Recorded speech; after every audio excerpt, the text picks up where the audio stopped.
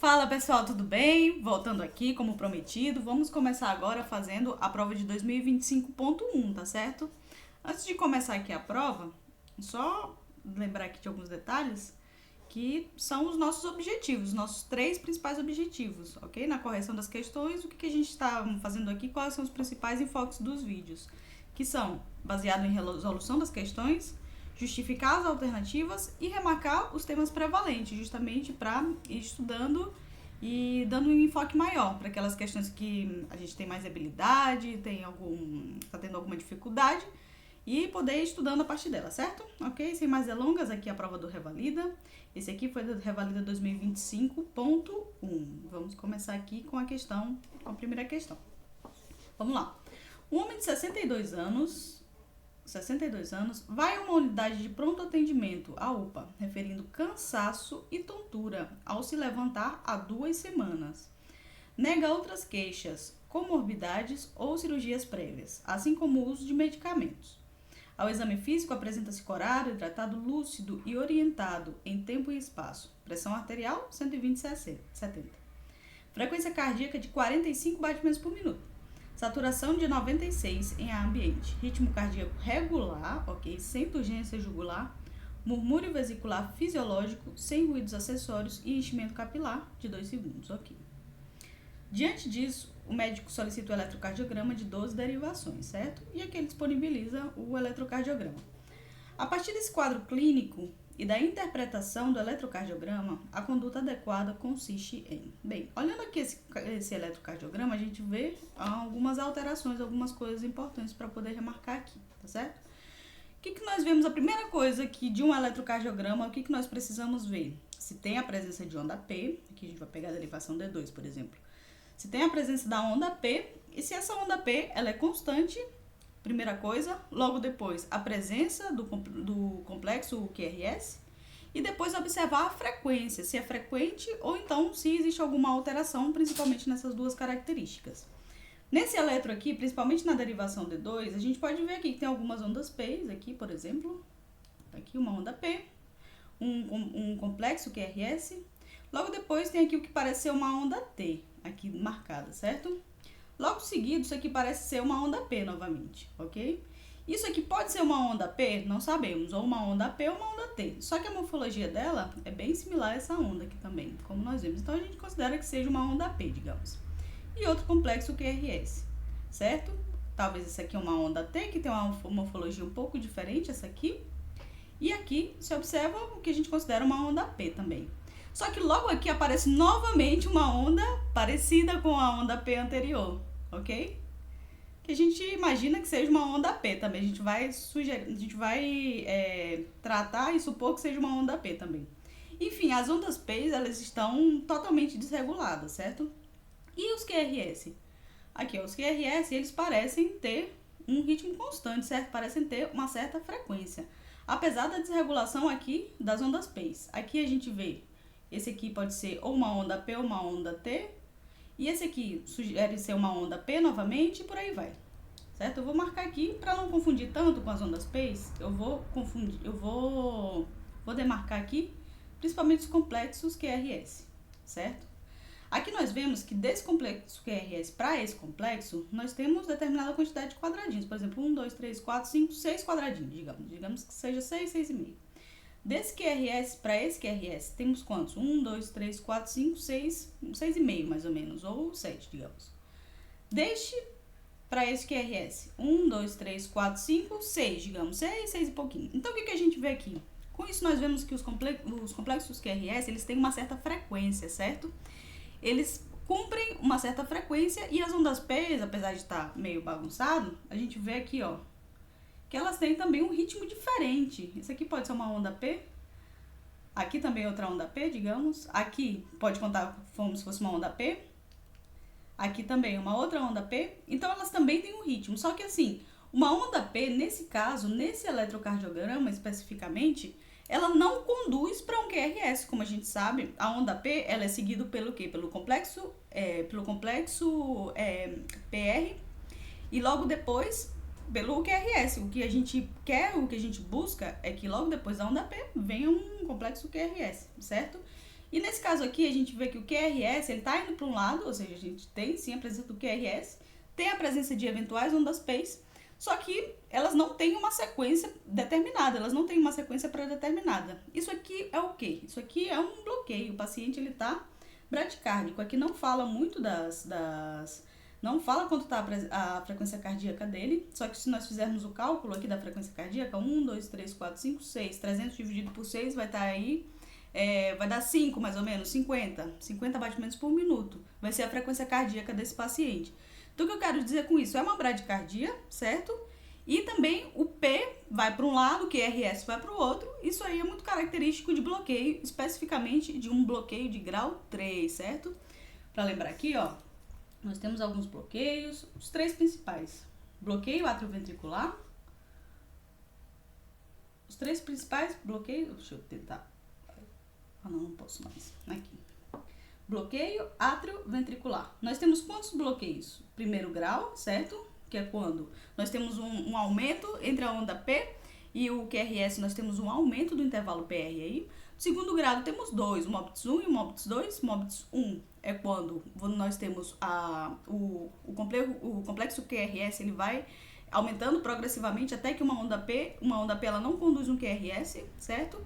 E o MOBITS 2 é quando não existe um aviso prévio, digamos assim. Nós não temos essa variação de complexo QRS até onde desaparece nós não temos essa variação, perdão, do intervalo, até quando, do nada, uma onda P já não conduz um QRS, certo? Isso aí é bom revisar também, é bom revisar, repassar, para justamente estar inteirado nessas questões, certo?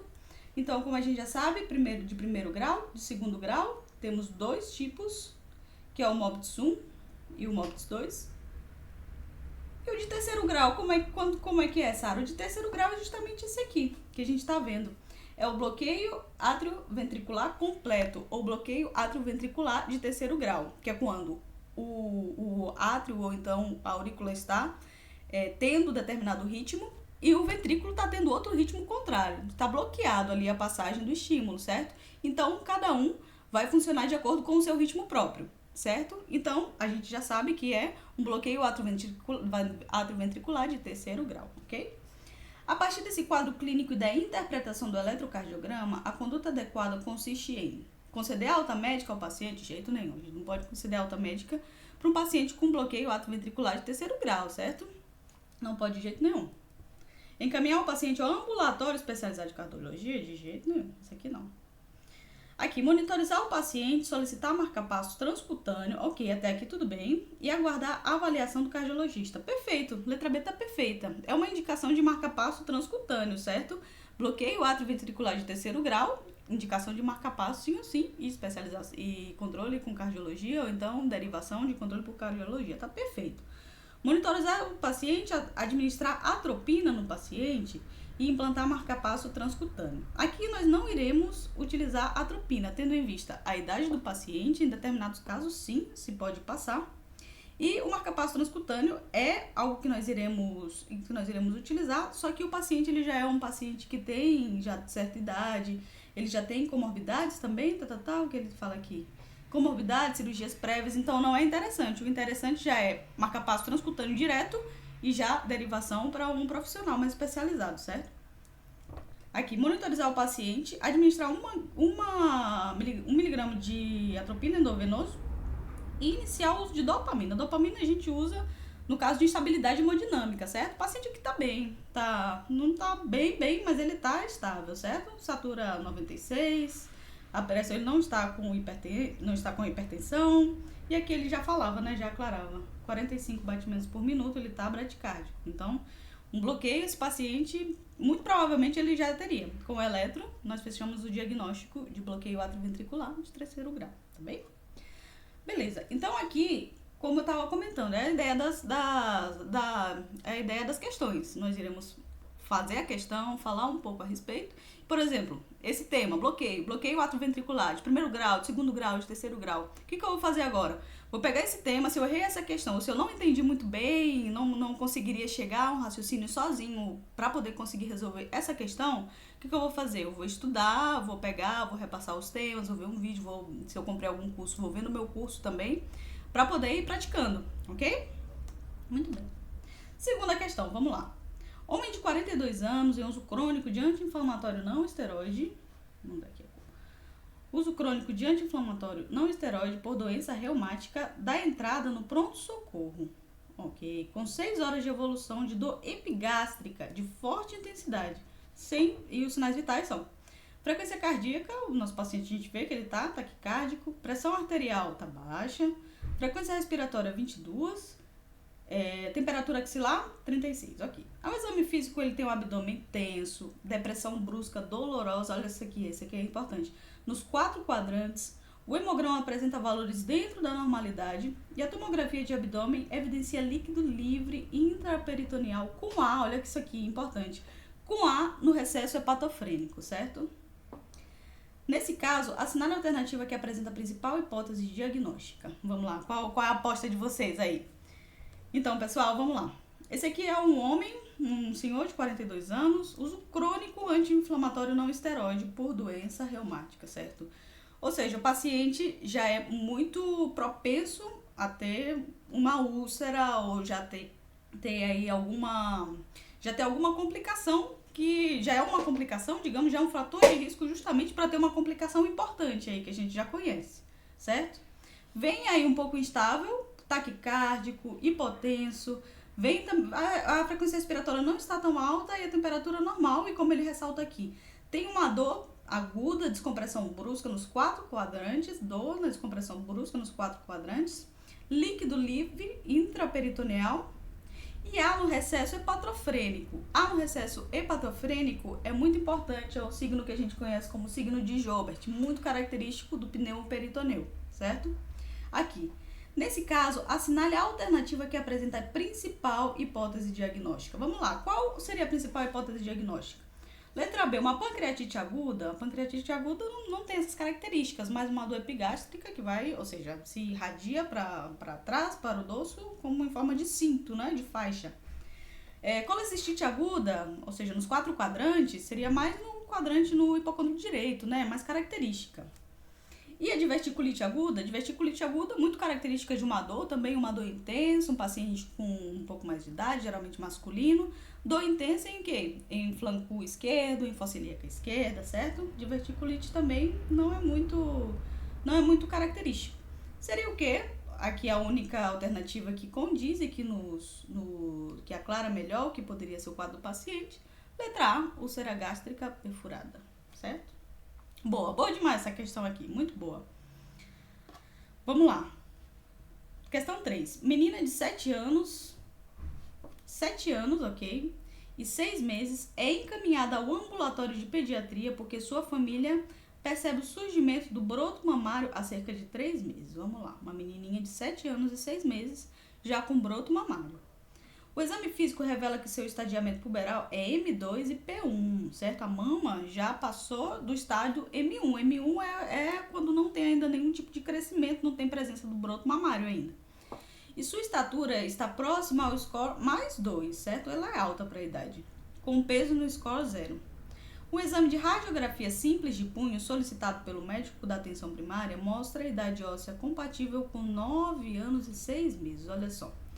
A gente vê aqui que a radiografia de punho dela já é de uma criança 2 anos mais velha que ela, certo? Então alguma coisa está acontecendo, não é fisiológico, não é algo normal, digamos assim, não é algo natural fisiológico. Considerando essa situação, assinale a alternativa que apresenta a principal hipótese diagnóstica, seguida da sua justificativa. Vamos lá então. Puberdade precoce central, pois o crescimento das mamas está associado ao avanço da idade óssea. Sim, pode ser uma alternativa viável para nós. Telarca isolada. Isolada, será? Por que seria isolada? Já que ela tem outros sintomas, né? Tem também aqui a alteração, a mostra de idade óssea compatível com 9 anos, certo? Não é isolada. Seria isolada somente se ela tivesse um crescimento da mama, sem outros fatores acompanhantes, sem, por exemplo, com a idade óssea normal. Aí já poderia ser uma boa alternativa. Telarca isolada precoce, aqui a gente já corta, que corta também, pois o crescimento das mamas foi um achado isolado, não? Puberdade precoce central, pois, além da telarca, há também sinais de pubarca, o que sugere ativação do eixo hormonal. Aqui ele não falou nada de pubarca, né? Tanto que aqui o P dela, o que fala sobre a questão dos pelos pubianos, ainda não teve um desenvolvimento aparente, certo? Ainda está ele no estado P1. Então, o que a gente vai marcar é a letra A, né, que melhor responde às características aqui da questão, tá bem? Quarta questão, diz assim: primigesta de 25 anos, procura o atendimento, pronto atendimento de ginecologia obstetrícia com história de que atraso menstrual e resultado beta-HCG quantitativo de 10.000 já super aumentado, realizado há 2 dias. Isso aqui já é positivo para gravidez. Não se recorda da data da última menstruação. Queixa-se de sangramento vaginal em pequena quantidade, que já dura 3 dias, certo? Ou seja, ela já vem sangrando há 3 dias e vem com beta-HCG de 10.000. Então, muito provavelmente ela está cursando aí um evento, né?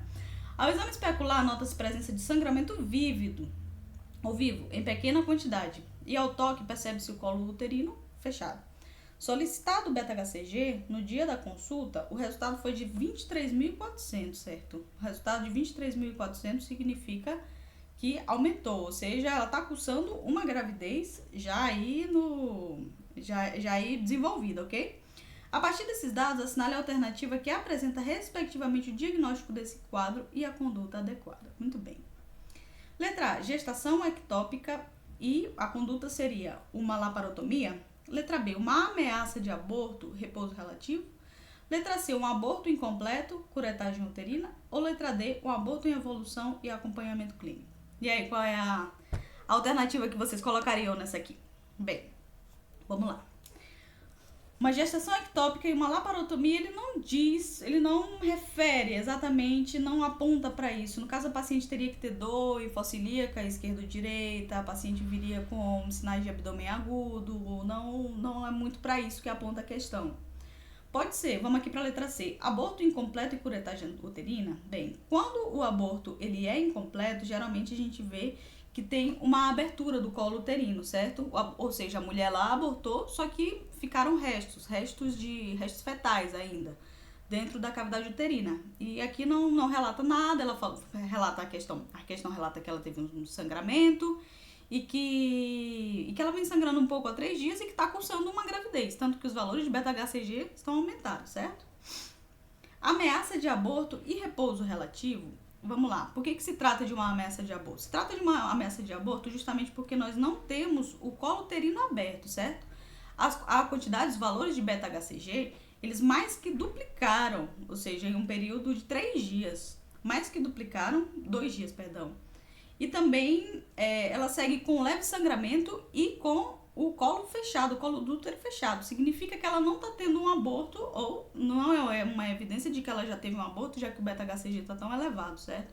Então, ela está cursando o quê? Com uma ameaça de aborto. O que nós fazemos, a princípio, numa ameaça de aborto? Repouso relativo da paciente, certo? Repouso relativo, se a paciente já tem algum fator de risco, a gente pode dar progesterona também para ajudar a manter mais para frente na gravidez, dar progesterona para a paciente também para ajudar a manter essa gestação e por aí vai. Gestação ectópica, ele não nos aponta muito para isso. Aborto incompleto e curetagem uterina tampouco. E aborto em evolução, acompanhamento clínico. Essa aqui nós poderíamos pensar, ou seja, por conta do sangramento.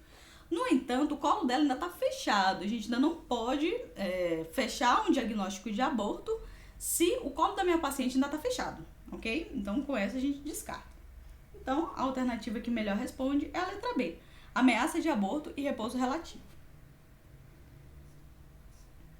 Vamos lá, agora aqui é a questão 5. Questão 5 diz o seguinte. A médica de uma penitenciária avalia um homem de 26 anos com 98 quilos, que relata compartilhar a célula com outras 12 pessoas, a qual comportaria no máximo 5. O paciente queixa-se de prurito cutâneo há 2 dias, com piora no período noturno. Ao exame físico, a médica identifica pápulas, olha só, eritematosas com escoriações na região de prega em braços e em região posterior dos joelhos. Com relação a essa situação, assinale a alternativa que apresenta respectivamente a orientação médica e a prescrição medicamentosa adequada. Vamos lá. Restrição de visita aos detentos e isolamento dos casos nas celas sem permissão de saída. Uso de ivermectina, 6 mg e um comprimido via oral, repetindo em 15 dias para todos da cela. Isolamento dos casos na enfermaria da unidade e lavagem frequente das roupas de cama de banho e de vestuário com água quente, pelo menos a 30 graus Celsius. Uso de sprays inseticidas e fumigante. Realização de palestras educativas para os detentos sobre medidas preventivas e aumento do tempo de banho de sol. O uso de fluconazol, 150 mg por semana durante um mês, para todos na cela. Incremento da frequência da limpeza, letra D. Geral da unidade e higienização adequada das roupas de uso pessoal, de cama e de banho. Uso de ivermectina, 6 mg, dose conforme o peso, e repetindo em 15 dias para todos da cela. Ok, vamos lá. O que o pessoal, ou melhor, o que esse paciente aqui ele tem? A médica penitenciária, homem jovem, 26 anos, 98 quilos, ok? E ele compartilha uma cela, então aqui a gente já vê que já tem uma aglomeração, né? 12 pessoas, que comportariam no máximo 5. O paciente queixa-se de prurito cutâneo há 2 dias, ok? Isso aqui é muito importante. Principalmente piora no período noturno, certo? Com essas características que ele dá aqui, e com essa epidemiologia, com o fato dele compartilhar a célula em um espaço aglomerado, uma cela que cabiam 5 pessoas, então 12 pessoas. Então, o que a gente já pensa? A gente pode pensar muito facilmente em escabiose, certo? 2 dias com piora no período noturno. A escabiose, ela piora, sim, no período noturno, é muito característico da doença isso. Ao exame físico, a médica identifica pápulas eritematosas com escoriações, ou seja, pela coceira, na região de prega em braços e região posterior do joelho, certo? Nas zonas flexoras. Muito característico de escabiose, muito característico. Com relação a essa situação, assinale a alternativa que apresenta, respectivamente, a orientação médica e a prescrição de medicamentosa adequada. Vamos lá. Restrição das visitas aos detentos e isolamento dos casos nas celas, ou seja, sem permissão de saída e uso de ivermectina 6 mg, um comprimido via oral, repetindo 15 dias para todos da cela. Bem, a restrição de visita aos detentos e isolamento dos casos na cela poderia ser poderia ser um fator de melhora? Até poderia. Sem permissão de saída, não necessariamente, ou seja, os detentos eles podem sair, não tem problema nenhum. Uso de ivermectina, correto, um comprimido via oral e repetir em 15 dias em todos da cela, ou seja, essa parte aqui final tá certa. Mas vamos ver se tem alguma outra questão que responde melhor. Isolamento dos casos na enfermaria da unidade, lavagem frequente das roupas de cama e de banho e de vestuário com água quente, pelo menos 30 graus, e uso de sprays inseticidas e fumigantes não é a melhor alternativa, porque precisa ver também a desparasitose, né, dos pacientes. Realizar palestras educativas para os detentos sobre medidas preventivas e aumento do tempo de banho de sol, não necessariamente. E fluconazol também não é a primeira linha de tratamento, por uma semana durante o mês. Não vai tratar escabiose com fluconazol, tá certo? Incremento da frequência da limpeza geral, ok, da unidade, perfeito. E higienização adequada das roupas de uso pessoal, bom demais, de cama, ok. Por quê? O que nós recomendamos? Geralmente se recomenda colocar as roupas de cama naquelas bolsas pretas de lixo e deixar no sol por pelo menos 12 horas, ou então por um dia inteiro, para poder matar, primeiro, a própria pulga que gera escabiose e também os ovos. Então, é uma medida importante que a gente sempre fala e é claro para os pacientes. E o uso de ivermectina também. O tratamento ele é baseado em 2 fármacos, ou seja, ademais das medidas não farmacológicas, as medidas farmacológicas são baseadas em 2 fármacos. Primeiro, a permetrina, 5%, que a gente usa o paciente do pescoço para baixo, fazer um desenho aqui. A gente usa sempre, que é a cabeça do paciente, a gente sempre usa a permetrina da cabeça para baixo. Da cabeça para baixo, certo? E o paciente ele vai colocar ou a loção, ou então o creme, a pomada do pescoço para baixo. E ele precisa passar 8 horas com a medicação no corpo para poder ir atuando. Então, o que eu vou fazer? Eu vou dizer assim pro paciente, olha, quando chegar à noite, você vai passar do pescoço para baixo e vai dormir. Vai dormir de boa, acorda de manhã, lava, retira do corpo. E logo depois de uma semana, você novamente aplica a medicação, também no pescoço e depois no corpo. Não é para fazer o tratamento durante uma semana, mas você faz em um dia, uma semana depois você repete novamente. E a ivermectina a gente vai usar também uma vez, certo? Toma a ivermectina, no caso 6 mg, porque foi o peso dele. Aqui eu tenho o valor, só um minuto aqui. A ivermectina é 200 microgramas por quilo. E também a gente vai repetir de 7 a 10 dias ou de 7 a 15 dias, como aclara aqui na questão, certo?